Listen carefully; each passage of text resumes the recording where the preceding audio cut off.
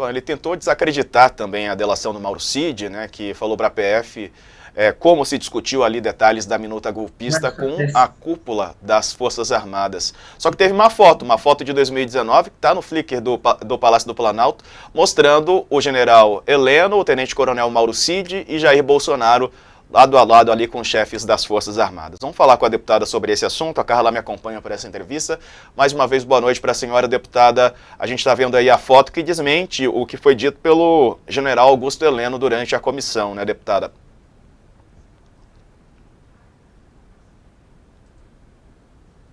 Foi bem quente aqui, né? A CPMI foi bem disputada no sentido das versões, né?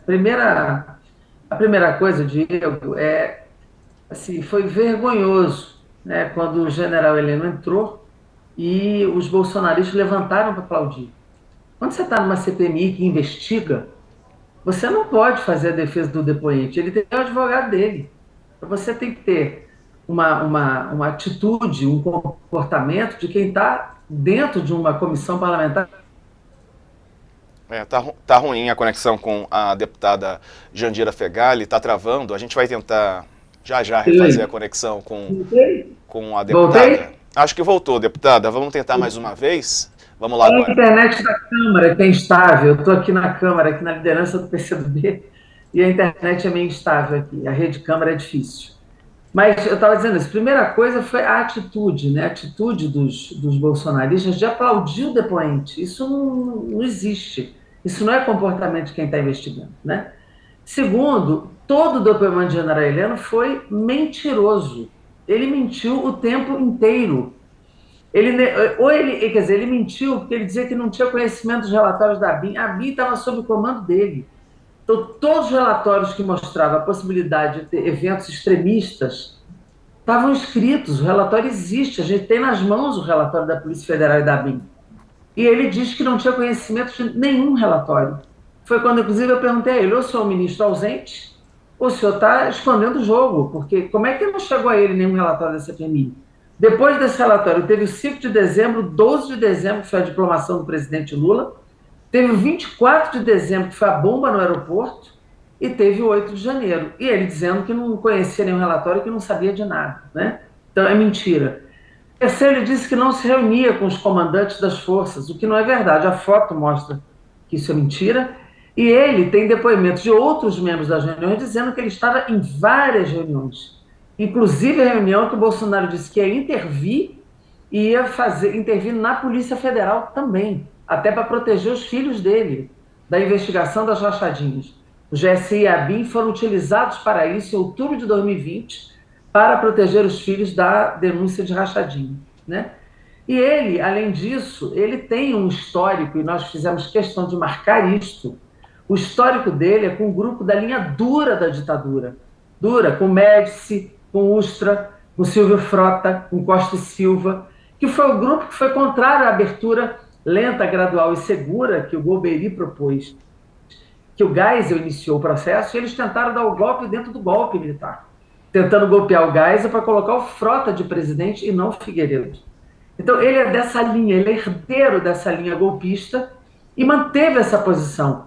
Na CPI da Câmara Distrital, ele disse que apoia, assim, a ditadura do golpe de 64, porque foi o que salvou o Brasil dos comunistas, que é o mesmo discurso de Bolsonaro, é o mesmo discurso dessa turma bolsonarista que está na CPI.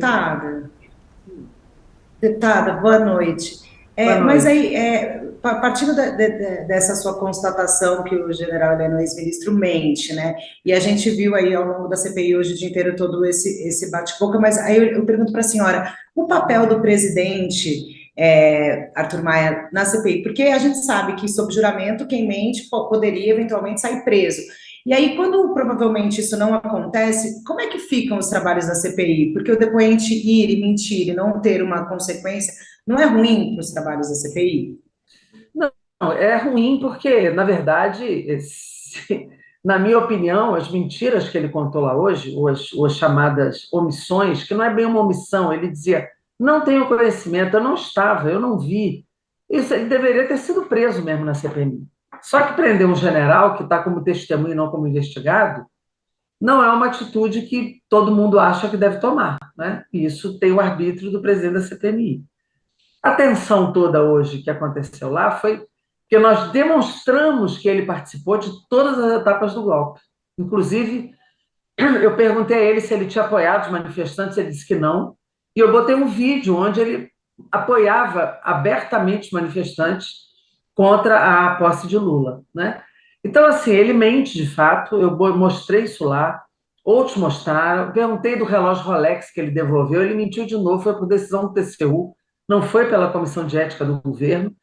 Então, assim, ele é esta figura, né, que tem ideologicamente uma posição de ditador, de apoio à tortura, de apoio às ditaduras, e ele não quis se envolver com o debate da CPMI, mas está completamente envolvido, isso foi totalmente demonstrado.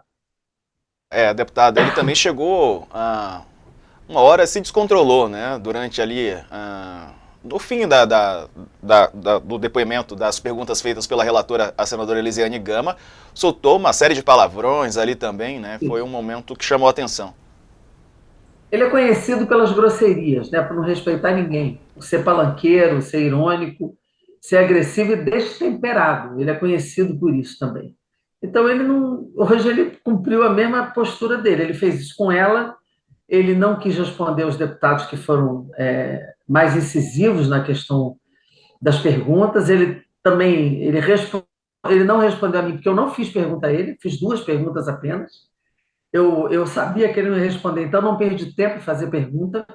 As 2 perguntas que eu fiz foi do Rolex e do vídeo. Ele mentiu e no outro ele negou, ou seja, mentiu de novo. Né? E ele foi ficando estressado, tanto que na hora da pergunta da deputada Duda Sulabert, que ele chamou de senhor, e nós corrigimos, dizendo é senhora, né? Ele acabou sendo interrompido porque o Abílio Brunini, esse deputado que só vai lá para tumultuar a CPMI, interferiu na fala da Duda e agrediu o presidente da CPMI. E aí o caldo entornou, suspendeu a CPMI, pediu para ele sair, e ele acabou saindo, correu mesmo, porque todos são covardes ali. Então, foi isso que aconteceu, né? Então, eu penso que o general Heleno tem que ser indiciado no relatório da senadora Elisiane. Essa é a minha opinião. E, deputada, qual que é a expectativa agora para os trabalhos, para esses trabalhos finais da CPI? Como é que a senhora está vendo? Quinta-feira, em princípio, tá chamado o Alan Diego, que foi um dos 3 que articulou a bomba no aeroporto de Brasília, que, na minha opinião, é um depoimento mais do mesmo, que a gente já tem os dados, né? A nossa prioridade era chamar pelo menos o almirante Garnier, né? O ex-ministro da Defesa, Paulo Sérgio Nogueira, que foi denunciado pelo hack, o Garnier, que foi na delação do Mauro Cid, que ele tentou desqualificar, mas ela existe e ela vazou em parte, né? Não é uma invenção.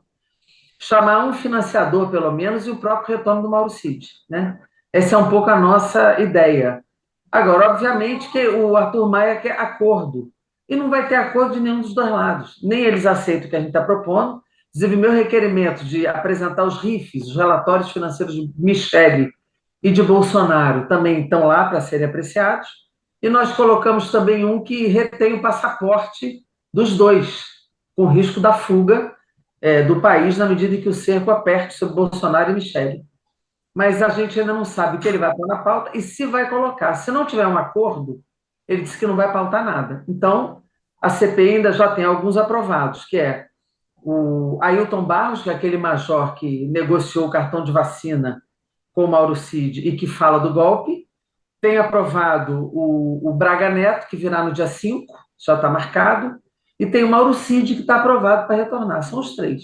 Se não deliberar mais nada, nós temos esses 3 depoimentos e em seguida o relatório.